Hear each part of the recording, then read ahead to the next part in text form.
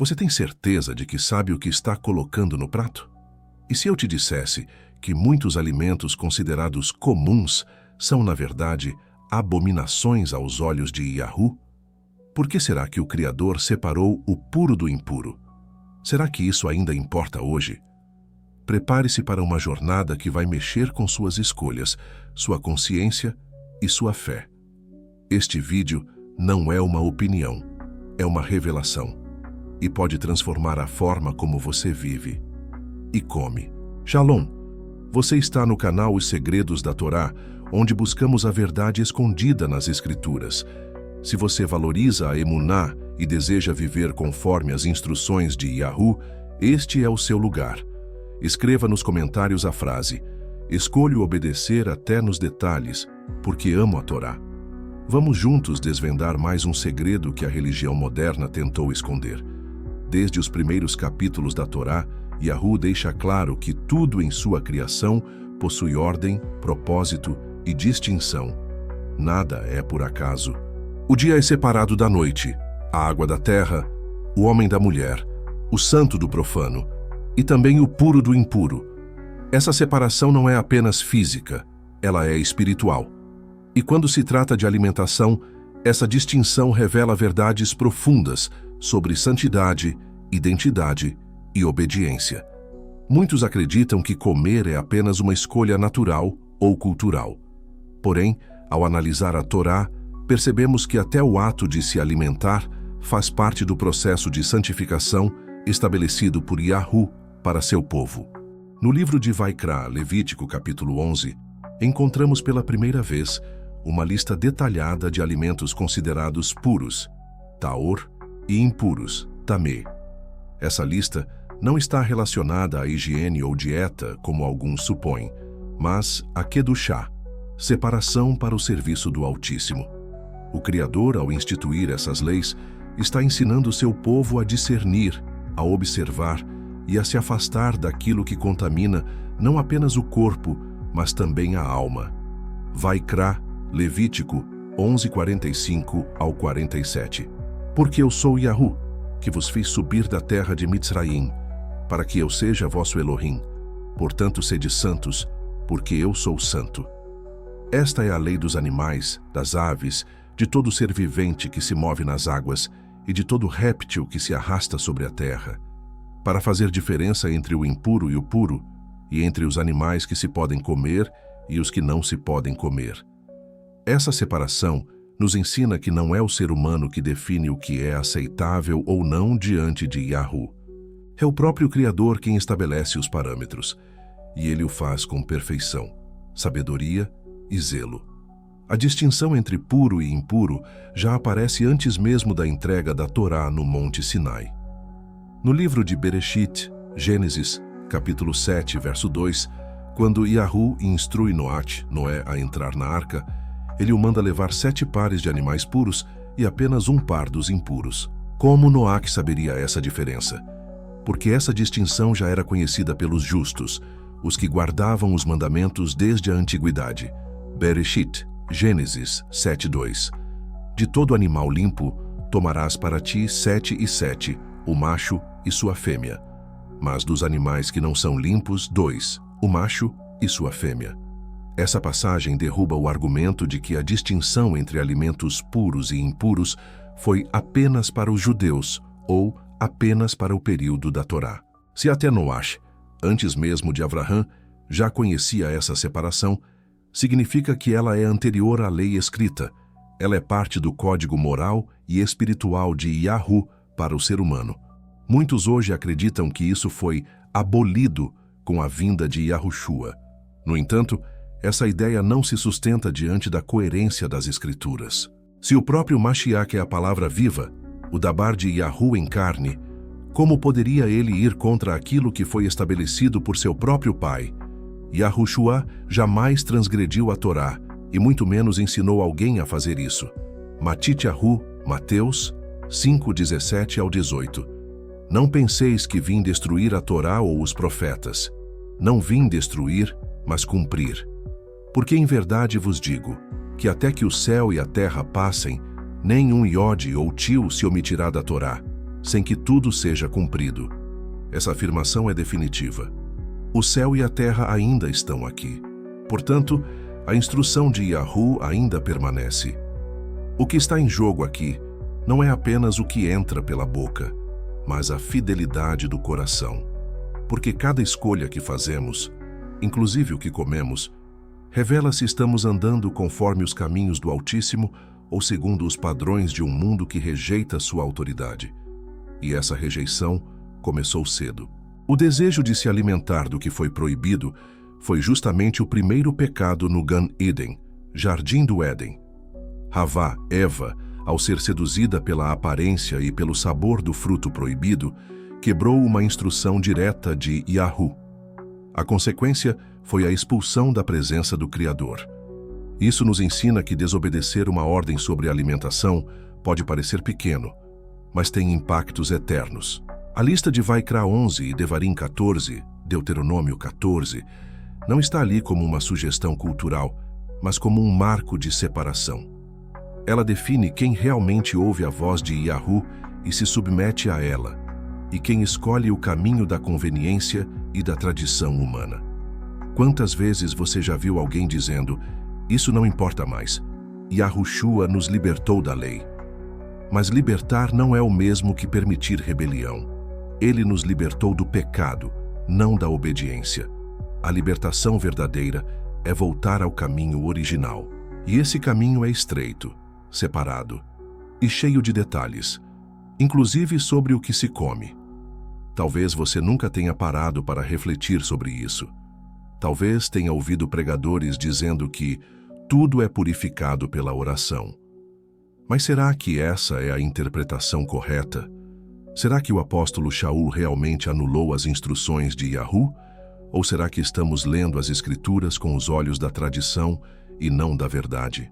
No próximo bloco, vamos mergulhar profundamente nas passagens usadas para justificar o consumo de alimentos impuros, revelar seus contextos originais e expor como uma leitura distorcida pode nos afastar da vontade de Yahu. Prepare-se, porque o que vem a seguir vai desconstruir mentiras e restaurar a emuná verdadeira. Ao longo da história, a Torá de Yahu foi sistematicamente atacada, não com espadas, mas com interpretações, não por pagãos, mas por líderes religiosos. O inimigo sabe que não precisa destruir a verdade, basta distorcê-la. E é exatamente isso que aconteceu com a lista de alimentos puros e impuros. Afinal, se Yahu declarou o que é imundo, quem somos nós para purificar? É aqui que muitos tropeçam, citando passagens do Brit Hadashah, Nova Aliança, fora do contexto original. Mas será que essas passagens realmente revogam o que foi estabelecido por Yahu em Vaikra e Devarim? Ou será que estamos diante de traduções tendenciosas e compreensões equivocadas? Vamos começar com uma das mais citadas, a visão de Kefa, Pedro, em Atos capítulo 10. Maasei Hashlitim, Atos 10, 11 ao 13. E viu o céu aberto, e descendo um vaso como se fosse um grande lençol atado pelas 4 pontas, vindo para a terra, no qual havia de todos os animais, quadrúpedes e répteis da terra, e aves do céu. E foi-lhe dirigida uma voz, levanta-te, Kefa, mata e come. À primeira vista, parece uma permissão clara para comer qualquer tipo de animal. Mas, se o leitor continuar a leitura, encontrará a chave da interpretação no próprio texto. Atos 10, 28. E disse-lhes, vós bem sabeis que não é lícito a um homem que é yahudita ajuntar-se ou chegar-se a estrangeiros, mas Yahu mostrou-me que a nenhum homem chame comum ou imundo. Essa visão não era literal, e sim simbólica. Ela preparava Kefa para ir à casa do romano Cornélio, um gentio sem considerá-lo imundo. O próprio Kefa, quando a visão terminou, não comeu nada do que foi mostrado. Pelo contrário, ficou perplexo, tentando entender seu significado. Ou seja, a visão não teve nada a ver com comida, mas com o plano de Yahu em incluir os gentios na salvação por meio de Yahushua. Mais à frente, encontramos Marcos capítulo 7, outra passagem distorcida. Marcos 7, 18 ao 19. Nada há fora do homem que, entrando nele, o possa contaminar. Mas o que sai dele, isso é o que contamina o homem. Essas palavras de Yahushua são frequentemente citadas para justificar o consumo de qualquer alimento. Mas aqui é necessário discernir o contexto. O tema abordado não era a alimentação segundo a Torá, mas uma tradição farisaica sobre lavar as mãos antes de comer. Na tradição dos perushim, fariseus, comer com as mãos impuras era considerado uma quebra da santidade. Yahushua estava denunciando essa hipocrisia, não questionando a validade dos mandamentos de Yahu. Marcos 7:8-9. Porque deixando o mandamento de Yahu, retendes a tradição dos homens. Bem invalidais o mandamento de Yahu, para guardardes a vossa tradição. É uma inversão completa do sentido original afirmar que Yahushua liberou todos os alimentos nesse contexto. Em nenhum momento ele comeu ou recomendou o consumo de animais impuros. Pelo contrário, como Yahudita, judeu fiel, ele guardava todos os mandamentos do Pai. Já no texto de 1 Timóteo 4, encontramos outra distorção. 1 Timóteo 4:3-5. Proibirão o casamento e ordenarão a abstinência dos alimentos que Yahu criou para os fiéis e para os que conhecem a verdade, a fim de usarem deles com ações de graças. Porque toda criatura de Yahu é boa e nada deve ser rejeitado, sendo recebido com ações de graças. Porque pela palavra de Yahu e pela oração é santificada. Parece dizer que tudo pode ser comido, contanto que se ore por isso, mas vamos ler com atenção. Shaul diz que os alimentos são santificados pela palavra e pela oração. E onde está a lista do que foi santificado pela palavra? Em Vaikra 11 e Devarim 14. Logo, Shaul não está criando uma nova doutrina. Ele está reafirmando que devemos comer o que Yahu já declarou como puro. Ele combate hereges que proibiam até mesmo o casamento e o uso legítimo de alimentos dados por Yahu, como o pão, o vinho, o peixe limpo, o azeite, não carne de porco ou mariscos que nunca foram santificados pela palavra. É importante lembrar que Yahu não muda. Malaquias 3:6. Porque eu, Yahu, não mudo. Por isso vós, filhos de Yaakov, não sois consumidos. A Torá é eterna, porque reflete o caráter do próprio Yahu. E se ele declarou algo como impuro, nenhum argumento humano pode santificar aquilo. Inclusive, em Yeshayahu, Isaías 66:17, uma profecia sobre os últimos dias, vemos o juízo sobre os que comem carne de porco e outros alimentos abomináveis. Os que se santificam e se purificam nos jardins, uns após os outros, que comem carne de porco, coisas abomináveis e rato, serão consumidos juntamente, diz Yahu. Esse verso não fala do passado, fala do fim dos tempos. Se a alimentação impura fosse apenas um detalhe irrelevante, por que seria mencionada como motivo de destruição na profecia do fim? Yahu está levantando uma geração que retorna à sua vontade, e essa geração começa pelos fundamentos, inclusive pelo prato. A verdade é que as distorções feitas ao longo dos séculos serviram a propósitos humanos. Agradar aos gentios, expandir a religião, suavizar a mensagem da Torá. Mas agora, os que têm ouvidos espirituais estão ouvindo o chamado: sai dela, povo meu. Sai da Babilônia teológica. Sai da comida imunda. Sai do sistema que ignora a Torá. No próximo bloco, vamos aprofundar esse chamado, revelando como os alimentos impuros foram usados para influenciar a cultura, o comércio, a fé e até mesmo os rituais pagãos que sobreviveram até os dias de hoje. Você vai descobrir que o que colocamos no prato revela em quem confiamos, no mundo ou em Yahu.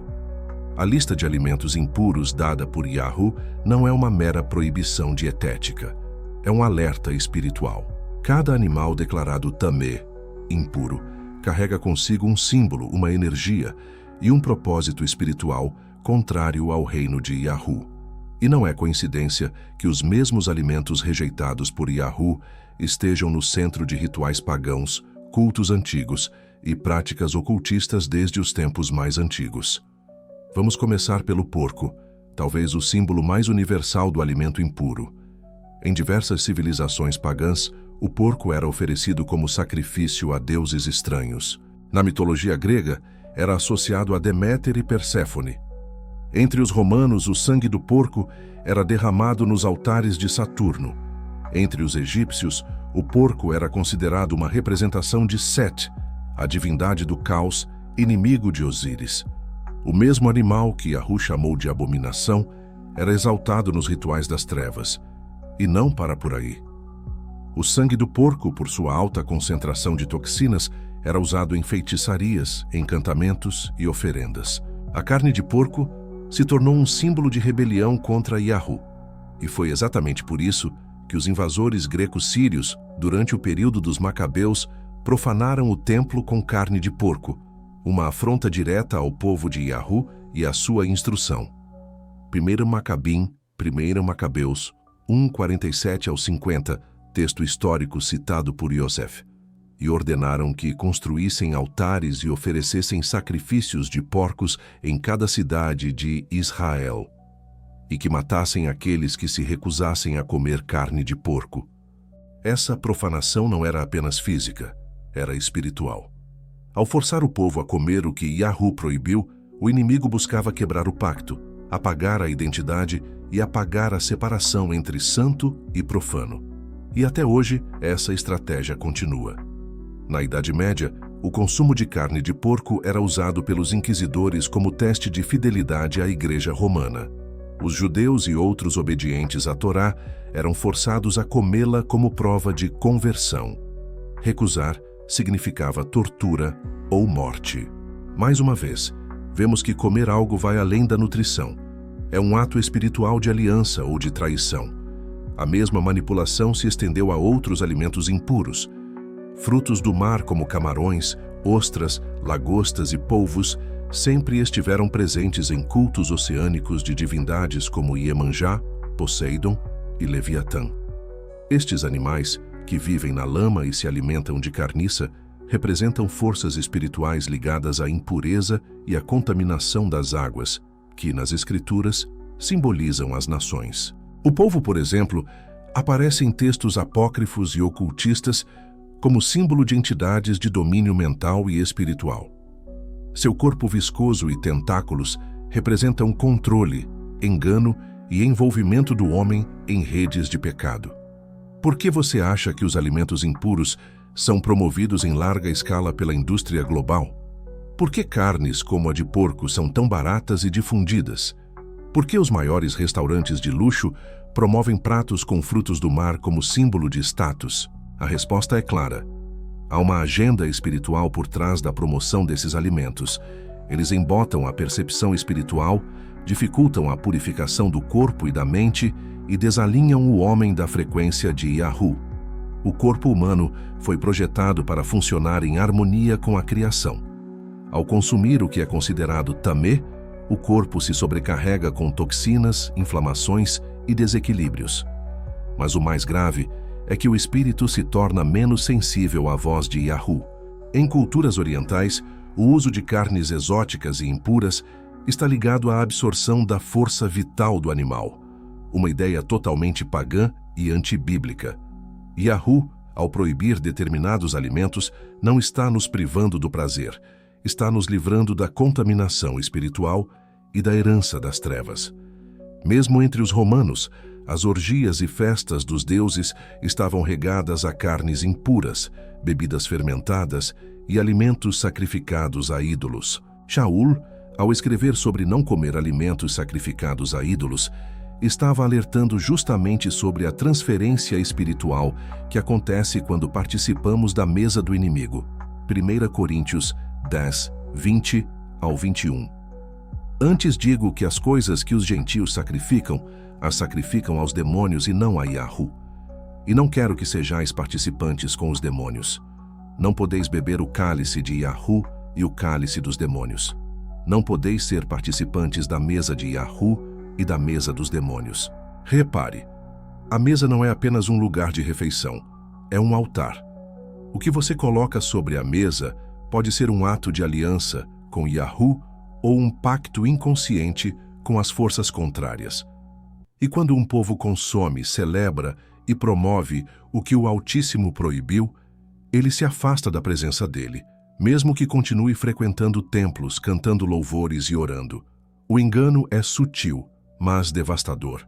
Na prática, a alimentação se tornou uma das ferramentas mais eficazes de Satanás para corromper o templo do Espírito, que é o corpo humano. 1 Coríntios 3, 16-17. Não sabeis vós que sois o templo de Yahu e que o Espírito de Yahu habita em vós? Se alguém destruir o templo de Yahu, Yahu o destruirá. Porque o templo de Yahu, que sois vós, é santo. Destruir o templo pode começar pelo prato. A santidade é uma jornada que envolve o que falamos, o que pensamos e o que comemos. Infelizmente, a religiosidade moderna transformou tudo isso em legalismo, ridicularizando aqueles que escolhem obedecer a Yahu até mesmo nesses detalhes. Mas a Torá nunca foi um peso. Ela é luz, direção, saúde e preservação da aliança. No próximo bloco, vamos mostrar como retornar à instrução de Yahu, o que isso muda na prática e como isso influencia diretamente a sua saúde, sua mente e sua vida espiritual. Você vai entender que seguir as orientações de Yahu não é apenas um gesto de fé, mas uma decisão de sobrevivência espiritual nos tempos finais. Agora que caminhamos por todo o cenário bíblico, histórico e espiritual, a pergunta que ecoa é: e agora, o que fazer com tudo isso? Descobrir a verdade exige coragem, mas aplicar a verdade exige decisão. Muitos já ouviram que Yahu separou o puro do impuro, mas nunca viram isso como algo pessoal. Outros até sabem da existência da lista, mas acreditam que isso é coisa do passado. A verdade, no entanto, é clara e imutável. Yahu separou essas categorias para um povo kadosh, separado. E se você ama a Torá, se ama Yahushua, então essa separação se estende até o seu prato. Yahuhana, João 14:15. Se me amais, guardai os meus mandamentos. Obedecer ao que comemos não é fanatismo. É um gesto de amor, lealdade e separação. E mais, é um ato de aliança espiritual e física. Na cultura hebraica, a mesa é um altar. O pão partido, o vinho compartilhado e os alimentos ingeridos são parte de algo sagrado. Yahu nos deu regras alimentares não para nos limitar, mas para nos preservar. Preservar a saúde, a santidade e o vínculo com Ele. E para que não houvesse dúvidas, Ele revelou com clareza quais alimentos devem ser evitados por todo aquele que deseja andar em pureza. A lista dos alimentos impuros segundo a Torá. Vaikra, Levítico 11, Devarim, Deuteronômio 14. Mamíferos impuros, animais que não têm ambos os sinais, unhas fendidas e ruminação. Porco, tem unha fendida, mas não rumina. Cavalo, camelo, rumina, mas não tem unha fendida. Jumento, coelho, lebre, rato e roedores em geral. Cachorro, gato, leão, urso, etc. Todos os carnívoros e predadores terrestres são impuros. Animais aquáticos impuros, animais que não têm barbatanas e escamas, camarão, lagosta, polvo, lula, ostra, mexilhão, caranguejo, siri, enguia, peixe-boi, tubarão. Todo fruto do mar que não tenha barbatanas e escamas é impuro. Aves impuras, categorizadas principalmente como aves de rapina, carniceiras ou predadoras. Águia, abutre, falcão, corvo, coruja, gavião, gaivota, ibis, pato selvagem, garça, cegonha, morcego, pelicano. Aves que se alimentam de carne, sangue ou carniça são impuras. Insetos impuros. Todos os insetos são impuros, exceto os que saltam com as patas traseiras, como alguns tipos de gafanhoto e locusta. Hoje, como não temos identificação segura das espécies, recomenda-se evitar todos os insetos, répteis e rastejantes impuros, cobra, lagarto, camaleão, jacaré, tatu, salamandra, rãs e sapos. Todos os répteis e rastejantes são impuros. Yahu não disse que são perigosos ou imundos apenas por questões sanitárias. Ele usou um termo espiritual: abominação. Isso significa que tais alimentos ofendem a santidade de quem os consome. Não importa se você ora antes de comer. Se o alimento é impuro, nenhuma oração o santifica. Vaikra 11:11. Ser-vos-ão, pois, por abominação. Da sua carne não comereis, e abominareis o seu cadáver. E ao contrário do que ensina a teologia moderna, a Torá não foi dada apenas a um povo étnico. Ela foi dada a todos os que entram em aliança com Yahu. Por isso, em Yeshayahu, Isaías 56, ele diz: e aos filhos dos estrangeiros que se chegarem a Yahu para o servirem e para amarem o nome de Yahu, farei vir ao meu santo monte. A instrução alimentar é parte desse chamado. Não é um peso, é um privilégio espiritual. Imagine agora milhares de pessoas que se dizem discípulos de Yahushua, mas que continuam comendo alimentos que o próprio Mashiach nunca tocou. Como podem andar como ele andou se vivem de forma oposta até nos detalhes? Obedecer nos pequenos mandamentos revela quem é fiel nos grandes. Lucas 16:10. Quem é fiel no pouco, também é fiel no muito. Ao encerrar este estudo, não pense que o assunto é menor. Não se trata de dieta ou de estilo de vida alternativo. Trata-se de vida ou morte espiritual, como Yahu mesmo declarou. Devarim, Deuteronômio 30:19. Os céus e a terra tomo hoje por testemunhas contra ti, que te propus a vida e a morte, a bênção e a maldição. Escolhe, pois, a vida para que vivas, tu e a tua descendência. A decisão está diante de você. Você vai continuar comendo o que as Escrituras chamam de abominação? Ou vai escolher a separação, a obediência e a honra a Yahu, até no prato? Essa lista que você viu hoje não é um fardo. Ela é uma bússola espiritual. Quem rejeita essa instrução, rejeita a separação. Mas quem abraça, está dizendo com sua própria vida: eu sou do povo da aliança. Chegamos ao fim de uma jornada reveladora. Hoje você viu que a separação entre o puro e o impuro não é apenas uma questão alimentar, é um sinal de aliança eterna com Yahu. Vivemos em tempos onde muitos querem o favor de Yahu, mas recusam suas instruções. Querem as promessas, mas rejeitam a santidade. Mas você é diferente. Se chegou até aqui, é porque o Espírito de Yahu está te chamando de volta à pureza original, ao caminho antigo, à Torá viva. Agora é com você. Escreva nos comentários: eu escolho a santidade até no que como, porque sou parte do povo separado de Yahu. Esse simples gesto pode inspirar outros e mostrar publicamente sua decisão espiritual.